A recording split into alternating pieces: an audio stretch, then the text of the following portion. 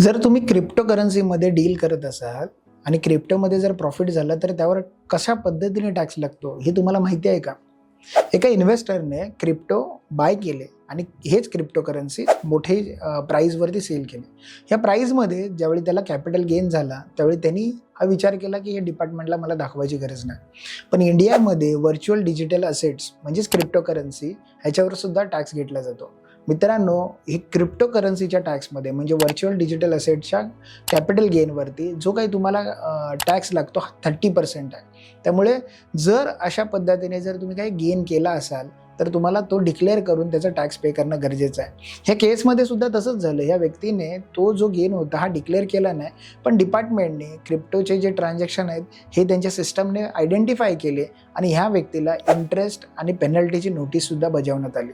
पण नंतरला पुढे जाऊन ह्या व्यक्तीने ते सगळं जे इन्कम होतं, जो काय कॅपिटल गेन झाला होता हा डिक्लेअर केला आणि त्याला त्याच्यावरती जो काही टॅक्स होता हा भरावा लागला. मग अशाच पद्धतीने जर तुम्ही क्रिप्टोकरन्सीमध्ये डील करत असाल तर तुमचे ट्रान्झॅक्शन हे प्रॉपर पद्धतीने तुमच्या इन्कम टॅक्स रिटर्नमध्ये डिक्लेअर करा, अन्यथा भविष्यामध्ये तुम्हाला सुद्धा त्रास होऊ शकतो.